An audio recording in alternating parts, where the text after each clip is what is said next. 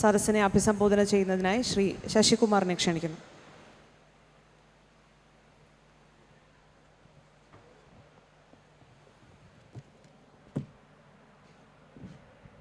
Ladies and gentlemen, friends, comrades,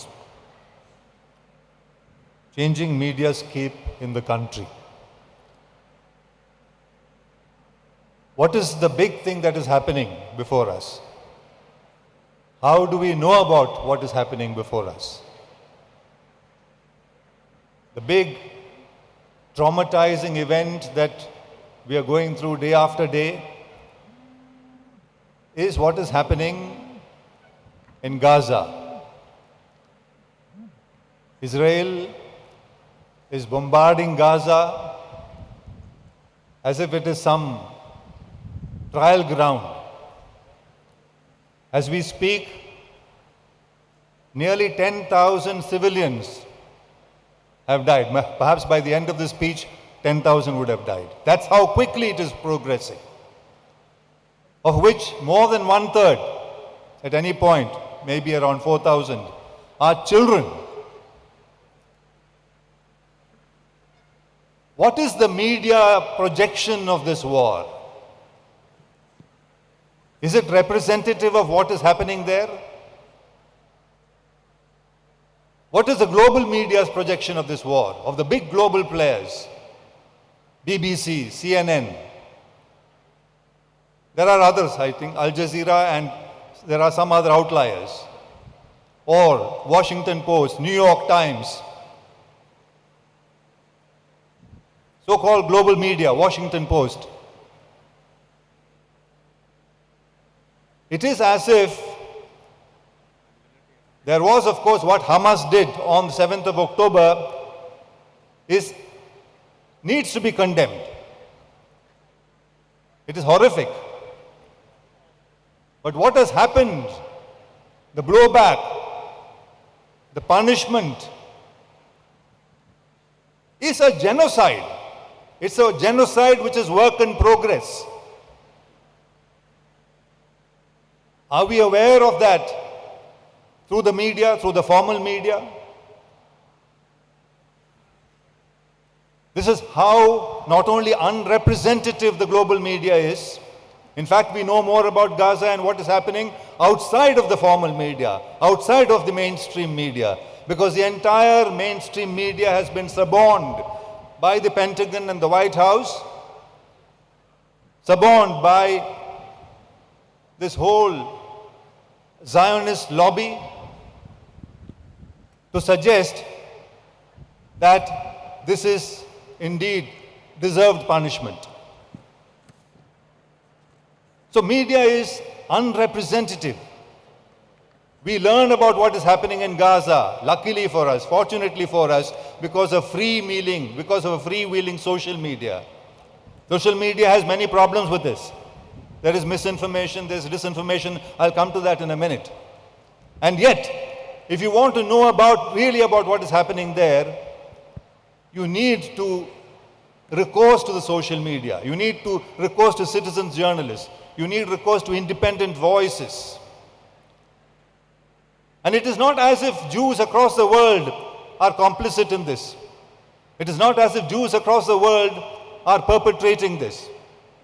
Some of the biggest demonstrations against this genocide, this killing of civilians and children, has been by Jews who have family in Israel and Gaza, in Washington, in United States, in Germany, in England. Big demonstrations. They have said, not in our name, not in our name, no Zionism in our name. അപ്പോൾ ഇങ്ങനെ ഒരു കൂട്ടക്കൊല നടക്കുന്നത് നമ്മളിൽ നിന്നും ഒളിച്ചു വയ്ക്കാനുള്ള ഒരു പരിശ്രമമാണ് നമ്മൾ മാധ്യമങ്ങളിൽ കാണുന്നത്. അതായത് വിശ്വഗുരുവിൻ്റെ ഡെഫിനിഷൻ വിശ്വമാധ്യമങ്ങളുടെ പ്രക്രിയ അതാണ്.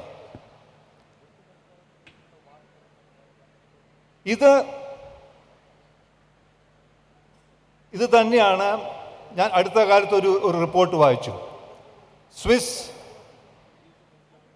Research project 1916നും 1919ലും Swiss research project of 2016 and revalidated in 2019. That's hardly 4 years back. How do people get their news? People meaning, how does the media get its news? മാധ്യമങ്ങൾ എന്ന് പറഞ്ഞാൽ നമുക്ക് നേരിട്ട് കണ്ടതല്ല നമ്മൾ റിപ്പോർട്ട് ചെയ്യുന്നത് അല്ലേ? അങ്ങനെ വളരെ അപൂർവ സാഹചര്യങ്ങളുണ്ടാവും. ഇതിപ്പോൾ ഈ ഹാളിനടുത്ത് ഒരു കൊല നടന്നു അല്ലെങ്കിൽ ഒരു ലാത്തി ചാർജ് നടന്നെങ്കിൽ എനിക്ക് അതിനെപ്പറ്റി പ്രത്യക്ഷമായ കാര്യങ്ങൾ എഴുതാൻ പറ്റും. A K Ramanujan has famously said, നമ്മൾ നമ്മുടെ സാഹചര്യത്തെപ്പറ്റി മനസ്സിലാക്കുന്നത് നാല് രീതികളിൽ നിന്നാണ്. ഒന്ന് പ്രത്യക്ഷമായ കാര്യങ്ങൾ, that which is obvious, that which is manifest. പിന്നെ അനുമാന, നമ്മൾ അനുമാനിച്ചെടുക്കുന്നത്, that which you deduce, that which you infer. പിന്നെ ആപ്തവാക്യ, ഇത് ഇന്ത്യൻ ട്രഡീഷനിലുള്ള അണ്ടർസ്റ്റാൻഡിങ് ഓഫ് കോഗ്നിഷൻ ആണ്. ആപ്തവാക്യ is actually the function of a journalist. ഒരു റിപ്പോർട്ടറുടെ ജോലിയാണ് ആപ്തവാക്യ. The witness telling us what he saw. Mahabharata is an exercise in ആപ്തവാക്യ. അവിടെ നടന്ന വാറിനെ പറ്റി റിപ്പോർട്ട് ചെയ്യുന്നതാണ് Mahabharata. Entire Mahabharata is a journalistic exercise in that sense. നാലാമത് സ്മൃതി, ഓർമ്മ.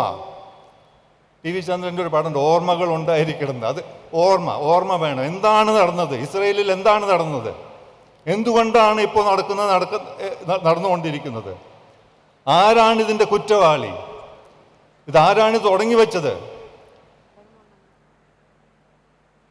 ഇതൊന്നും നമ്മുടെ മാധ്യമങ്ങളിൽ നമുക്ക് മനസ്സിലാക്കാൻ പറ്റാത്തൊരു സാഹചര്യമാണ്. അത് യാദൃശികമല്ല, അത് മനഃപൂർവം കരുതിക്കൂട്ടി ലോകമാധ്യമങ്ങൾ, ഗ്ലോബൽ മീഡിയ ഉണ്ടാക്കുന്ന ഒരു സാഹചര്യമാണെന്നുള്ളതാണ് സ്വിസ് റിസർച്ച് പ്രോജക്റ്റിൻ്റെ കണ്ടുപിടുത്തം. അവർ ചോദിക്കുന്നത്, മാധ്യമങ്ങൾക്ക് അവരുടെ വാർത്ത എങ്ങനെ കിട്ടുന്നു? 85% of the information that news outlets across the world get is from global news agencies. Global news agencies. 3 of them: AP, AFP, Reuters. 3 news agencies. AP, Associated Press. AFP, Associated Press, is owned by media owners in the United States, headquartered in New York. 4000-ഓളം journalist ഉണ്ട് അവർക്ക് ലോകമൊട്ടാകെ.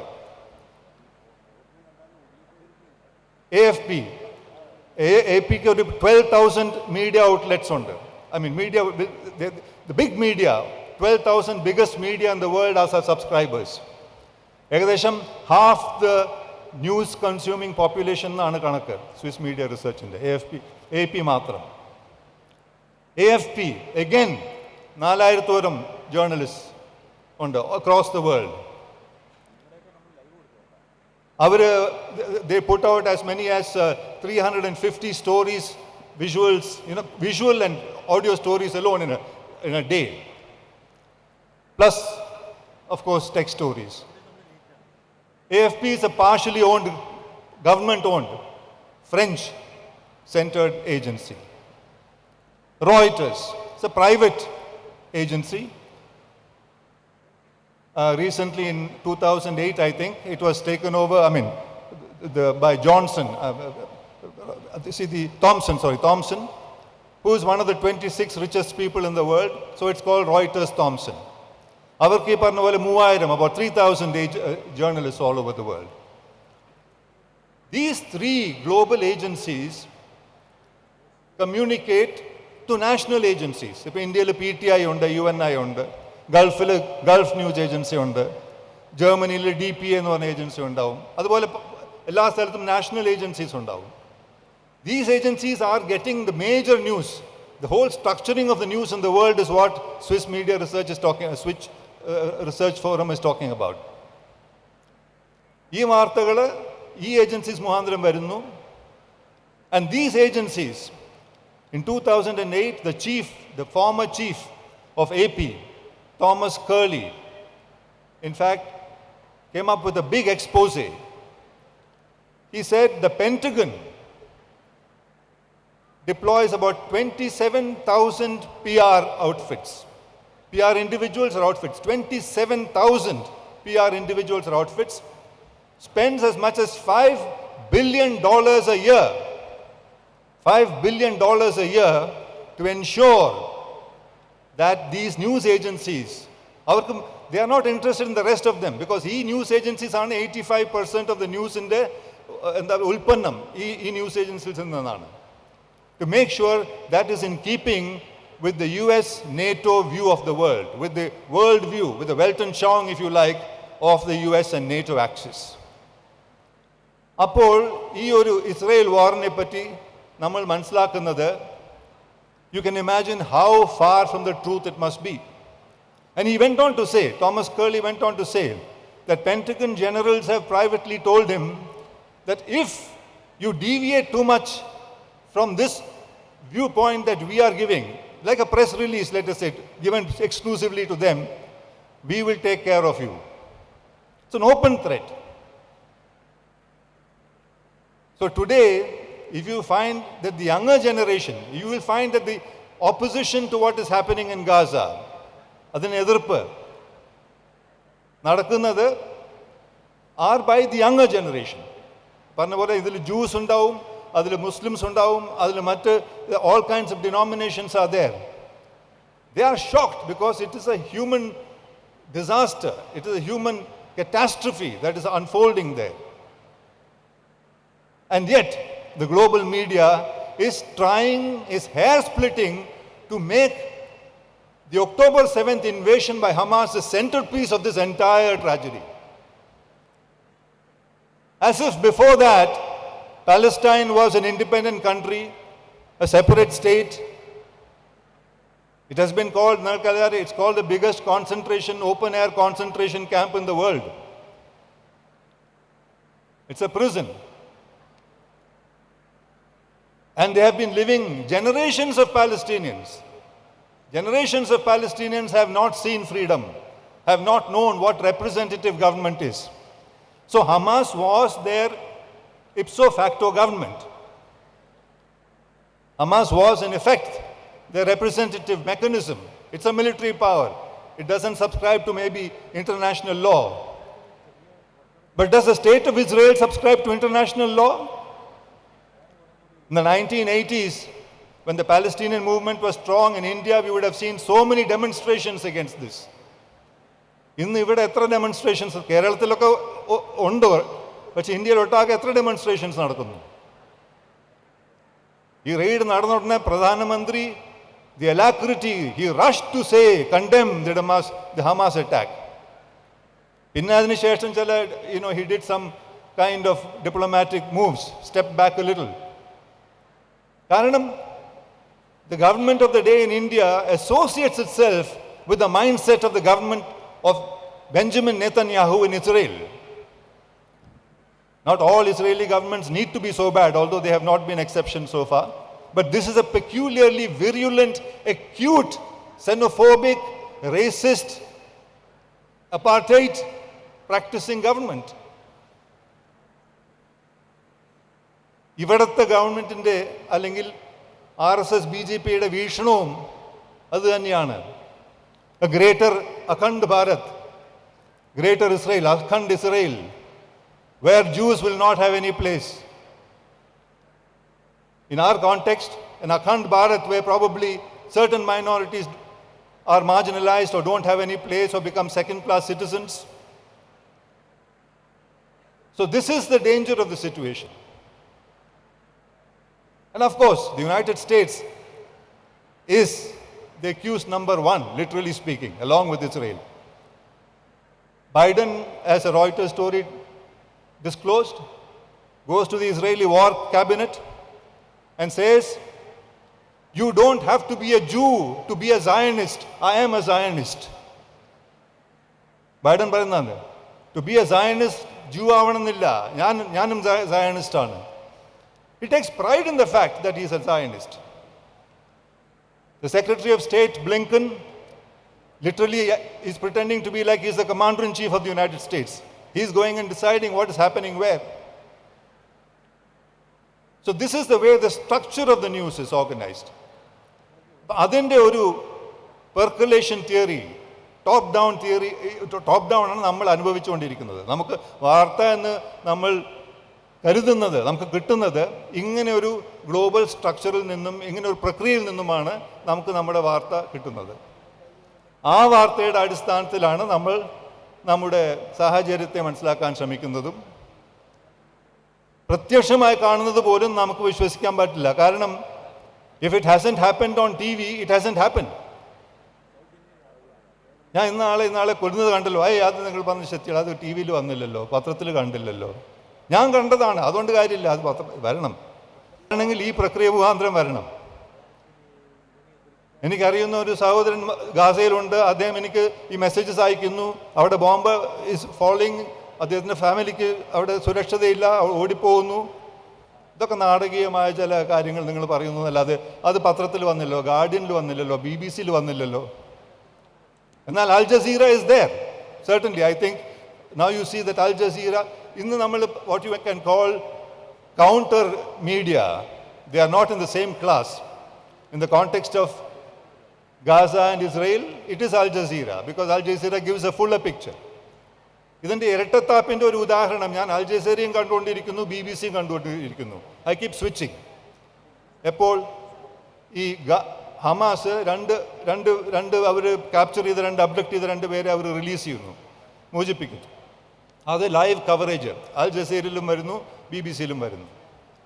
BBC-യിൽ വന്നിട്ട് ആ മോചിപ്പിച്ച ഒരു സ്ത്രീ നിങ്ങൾ കണ്ടു കാണും, ഒരു വീൽ ചെയറിലിരുന്ന് ഒരു പ്രായമായ ഒരു സ്ത്രീ പറയുന്നുണ്ട്, ഹമാസുകാർ വന്നു, ഞങ്ങളെല്ലാം തല്ലിയിട്ട് ഞങ്ങളെ കിഡ്നാപ്പ് ചെയ്തുകൊണ്ട് പോയി. എന്നിട്ട് അവരുടെ ഒരു താവളത്തിൽ കൊണ്ടുപോയി. അവിടെ ചെന്നപ്പോൾ അവിടെയുള്ളവർ പറഞ്ഞു, ഞങ്ങൾ ഇങ്ങനെ നിങ്ങളെ ഉപദ്രവിക്കൊന്നുമില്ല, അത് ഇസ്ലാമിക് അല്ല എന്ന് മാത്രമല്ല, അവർ ഞങ്ങളെ അവരെ പോലെ തന്നെ ദേ ട്രീറ്റഡ് അസ്. അവർ കഴിക്കുന്ന ഭക്ഷണം, അവർ ചെയ്യുന്ന എല്ലാം, they treated as just like one of them എന്ന് പറയുന്നു. ഇത് അൽ ജസീറയിൽ മുഴുവനും വരുന്നു. BBC-യിൽ ആദ്യത്തെ ഭാഗം മാത്രം, ഹമാസ് വന്നു, ഞങ്ങളെ തല്ലി, ഞങ്ങളെ അടിച്ചുകൊണ്ട് പോയി, കിഡ്നാപ്പ് ചെയ്തുകൊണ്ട് പോയി. അവിടെ കട്ടിയാണ്, മനഃപൂർവ്വം കട്ടിയാണ് ഒരു സ്റ്റോറി അവർ പറയുന്നത് മുഴുവൻ. കാരണം മറ്റത് സിമ്പത്തി ഉണ്ടാക്കുന്നു, മറ്റത് ഈ സ്റ്റോറിയുടെ 2 ഭാഗവും വരുന്നു. ഇതാണോ എത്തിക്സ് ഓഫ് ജേർണലിസം? BBC എന്ന് പറയുന്ന, ഞാനൊക്കെ ഞങ്ങളുടെ കോളേജിലൊക്കെ BBC-യെ ഒരു മാതൃകയായിട്ട് ഇപ്പോഴും കരുതുന്നത്. പക്ഷെ ഇങ്ങനെ സാഹചര്യങ്ങൾ വരുമ്പോൾ പെൻറ്റഗണിൻ്റെ ഡിക്റ്റേറ്റ് നേരത്തെ പറഞ്ഞ പോലെ അവർക്ക് അത് അനുസരിക്കാണ്ടിരിക്കാൻ നിവൃത്തിയില്ല എന്നുള്ളതാണ്. സോ ഫ്രീഡം ഓഫ് ദ പ്രസ്സിനെ പറ്റി നമ്മൾ വാദിക്കുമ്പോൾ തീർച്ചയായിട്ടും നേരെ ബ്രിട്ടാസ് പറഞ്ഞ പോലെ ഞാൻ എപ്പോഴും പറയുന്നതാണ്, if you must say democracy in one breath, you must be able to say a free and even a free wheeling media in the next breath. Otherwise that democracy is a fraud. കാരണം elections do not determine a democracy. Hitler was elected to power, Mussolini is elected to power, any number of authoritarian figures in the world are elected to power. It's a free media. അതുകൊണ്ടാണ് അതിനെ 4ാം തൂണെന്ന് വിശേഷിപ്പിക്കുന്നത്, the fourth estate of democracy. കാരണം it's the fourth estate of democracy that determines, invigilates the other 3 estates, അല്ലേ? അതുകൊണ്ടാണ് നമുക്ക് democracy, മീഡിയൽ restrictions, external restrains പാടില്ല എന്ന് പോലും വാദിക്കുന്നത് ഞാൻ. There is A famous Umberto eco എന്ന് പറഞ്ഞിട്ട് ഒരു ഇറ്റാലിയൻ ഫിലോസഫർ ഉണ്ട്. അദ്ദേഹം പറഞ്ഞിട്ടുണ്ട്, നമുക്കറിയാം നമ്മുടെ ഡെമോക്രസി എന്ന് വിശേഷിപ്പിച്ചാൽ അതിൽ സെപ്പറേഷൻ ഓഫ് പവേഴ്സ് എന്ന് പറഞ്ഞ സ്കീമിൽ എക്സിക്യൂട്ടീവ് ഉണ്ടാവും, ജുഡീഷ്യറി ഉണ്ടാവും, ലെജിസ്ലേച്ചർ ഉണ്ടാവും, പിന്നെ 4ാം തൂണ് ഫോർത്ത് എസ്റ്റേറ്റ്, അതാണ് ഫോർത്ത് പില്ലർ ഓഫ് ഡെമോക്രസി. ഈ 4ലും 3 തൂണുകൾ, executive, legislature, judiciary, are accountable to the people constitutionally or institutionally. കാരണം executive can come to power only through the legislature, അല്ലേ? Legislature can come to power 5 വർഷം കൂടുമ്പോൾ ജനങ്ങളിൽ പോയി വോട്ട് തേടണം, എന്നാലും അവർക്ക് they can be in power, so they are accountable. Even judiciary is accountable to the people, because with 2/3 majority in both houses of parliament, you can even remove a judge, impeach a judge. അത് നമ്മളിതുവരെയും ചെയ്തിട്ടില്ല. 1-2 തവണ അതിനുള്ള തുടക്കങ്ങൾ ഉണ്ടായിട്ടുണ്ട് രാജ്യസഭയിലും നമ്മുടെ പാർലമെൻറ്റിലും. കാരണം നമ്മൾ അത് മതിക്കുന്നു ജുഡീഷ്യറി എന്ന്. എന്നാൽ 4ാം തൂണ്, fourth pillar of democracy, is what cannot is not so accountable എന്നുള്ളത് ശരിയാണ്. അതുകൊണ്ടാണ് എക്സ്റ്റേണൽ റെസ്ട്രെയിൻറ്റ് വേണമെന്നുള്ള വാദം എന്ത്. പക്ഷെ ഉംബർട്ടോ എക്കോ പറഞ്ഞത് the fourth pillar of democracy is not so accountable to the people directly, but he adds in the next breath, that is the way it should be, because the moment the fourth pillar of democracy is made accountable, one of the other three pillars will have to supervise that accountability, and then that fourth pillar is no longer a free press. Then it is beholden either to the executive or to the legislature or to the judiciary or to a combination of them through contempt of court or privilege issue and so on and so forth. എന്നാൽ ഇതിൽ നിന്നും ഒരു മോചനം എന്ന് പറയുന്നത് എൻ്റെ അഭിപ്രായത്തിൽ മോചനം വന്നിട്ടില്ലെങ്കിലും അതിനുള്ള സാധ്യത സോഷ്യൽ മീഡിയ തന്നെയാണ്, ഇൻ്റർനെറ്റ് തന്നെയാണ്. In what Chris Anderson has called the long tail. കാരണം ഹെഡിലാണ് നമ്മൾ ഈ കാണുന്നത് ഈ വലിയ ഡിജിറ്റൽ ക്യാപിറ്റലിസവും അവരും മറ്റേ ഗവൺമെൻറ്റ്സും തമ്മിലുള്ള ഒരു unholy alliance, whether it's Google or Facebook or Twitter or whatever. Long tail എന്ന് ക്രിസ് ആൻഡേഴ്സൺ വിശേഷിപ്പിക്കുന്നത് അവിടെയാണ് ഒരുപാട് ഇൻഡിപെൻഡൻറ്റ് വോയിസസിന് വരാൻ സാധ്യത. വയർ പോലെ, മേ ബി സ്ക്രോൾ പോലെ, അതുപോലെ തന്നെ റീജിയണൽ മീഡിയയിൽ ഒരുപാട് സാധ്യത. ഈ aggregation of the long tail is what will fight against the head എന്നുള്ളതാണ് ക്രിസ് ആൻഡേഴ്സൻ്റെ വാദം. പക്ഷേ ഈ സോഷ്യൽ മീഡിയയിൽ വേറെ പ്രശ്നമുള്ളത്, നമ്മൾ സോഷ്യൽ മീഡിയയിൽ മിസ്ഇൻഫർമേഷൻ, ഡിസ്ഇൻഫർമേഷൻ എന്ന് പറയുന്നു. ഇപ്പോൾ ഇന്ത്യയിൽ മിസ്ഇൻഫർമേഷനും ഡിസ്ഇൻഫർമേഷൻ്റെ ഒരു ഓറിജിൻ അല്ലെങ്കിൽ അതിൻ്റെ മെയിൻ ഇഷ്യൂ എവിടെ നിന്നാണ് വരുന്നത്? They are agents of the state. നാളെ ആപ്പിളിൽ ഒരു അലേർട്ട് വന്നു, അതാണ് വേണു സൂചിപ്പിച്ചത്, ഐഫോൺ ഉപയോഗിക്കുന്നതിൽ സൂക്ഷിക്കണം എന്ന് പറഞ്ഞത്. യുവർ ഫോൺ, ഇങ്ങനെ കുറച്ച് പേർക്ക് ഒരു മെസ്സേജ് വന്നു, നിങ്ങളുടെ phone is again may be compromised because state allied agencies are trying to enter your phone, are trying to hack your phone. അത് പെഗസസിൽ നടന്നതാണ്, എനിക്കറിയാമത്. ഞാൻ അതിലെ കോടതിയെ പോയ പൗരന്മാരിൽ ഒരാൾ ഞാനാണ്. അതിനൊരു റെസൊല്യൂഷൻ ആയിട്ടില്ല. അത് ജസ്റ്റിസ് രവീന്ദ്രൻ കമ്മിറ്റി ഇപ്പോഴും ചർച്ച ചെയ്തുകൊണ്ടിരിക്കുകയാണ്, അതിൻ്റെ ഒരു ഔട്ട്കം വന്നിട്ടില്ല. അങ്ങനെ ആ സാഹചര്യത്തിലാണ് വീണ്ടും ഇത് വരുന്നത്. സോഷ്യൽ മീഡിയയിൽ മിസ്ഇൻഫർമേഷൻ ആൻഡ് ഡിസ്ഇൻഫർമേഷൻ്റെ major contribution is by the BJP trolls, by the RSS trolls. അതൊരു ആർമിയാണ്, ഇറ്റ്സ് എ ബിഗ് ആർമി. അവരുടെ ജോലി ഇതാണ്. On synchronized timing they will keep putting out messages which create alarm, which create ഒരു ഭീതി ഉണ്ടാക്കുക എന്നുള്ളതാണ്. അപ്പോൾ ആ ഒരു ഫ്രീഡം അതിലും പ്രശ്നമുണ്ട് എന്നുള്ളതാണ് ചുരുക്കത്തിൽ പറഞ്ഞു വരുന്നത്. അപ്പോൾ ഇതൊക്കെയാണ് നമ്മൾ നേരിടുന്ന പ്രശ്നങ്ങൾ. ഈ മാറി വരുന്ന സാഹചര്യം, മാധ്യമ സാഹചര്യം എങ്ങോട്ട് പോകുമെന്ന് ചോദിച്ചാൽ തീർച്ചയായിട്ടും പൗരൻ, അൺലെസ് ദ പീപ്പിൾ, നേരത്തെ പറഞ്ഞ പോലെ the right to be informed. We have a right to information act ഉണ്ട്. UPI ടൈമിൽ right to information act was passed. Right to information act will allow anybody to ask RTI, through RTI to government, to those in power, issues that you want to know. But alongside the right to information, there must be the right to be informed, the right to be informed of the people of the country. അതിന് ഉത്തരവാദിത്വം മാധ്യമങ്ങളുടേതാണ്. മാധ്യമങ്ങൾ ആ ഉത്തരവാദിത്വം നിർവഹിക്കുന്നില്ലെങ്കിൽ അവർക്ക് സ്വയം മാധ്യമങ്ങളെന്ന് വിളിക്കാൻ അവകാശമില്ല എന്നാണ് എൻ്റെ അഭിപ്രായം. ആ ഒരു ഘട്ടത്തിലാണ് ഇന്ന്. അതുകൊണ്ട് തന്നെ മാധ്യമങ്ങളും പൊതുജനങ്ങളും തമ്മിലുള്ള വിശ്വാസ്യതയുടെ ഒരു പ്രശ്നം, ഒരു പ്രതിസന്ധി, ക്രെഡിബിലിറ്റി ക്രൈസിസ് മാധ്യമങ്ങൾ കൊണ്ട് നമുക്ക് ഇവിടെ എല്ലാവർക്കും തിരിച്ചറിയാം. അതും അതിജീവിക്കേണ്ട ഒരു സാഹചര്യമാണ് ഇന്ന്. എന്നാൽ അതിനൊക്കെ ഒരു പോം വഴി തീർച്ചയായിട്ടും, for situations where the media is in crisis, what you need is not less media, what you need is not restrictions on the media, what you need is more media and more information, more pluralism, so that people have a choice and they can distinguish finally what is truth from false. That is, what is misinformation from disinformation, what is motivated information and what is accurate or responsible reporting. With these words, I would say that unless the people demand a better media, every person, as you know, in democracy, you get the democracy you deserve. Similarly, as an adjunct to that, you get the media you deserve, and people must therefore become more proactive in terms of demanding a responsible media that will represent the world, represent issues, represent the injustices, represent the problems and travails that are around us accurately to us. Thank you very much.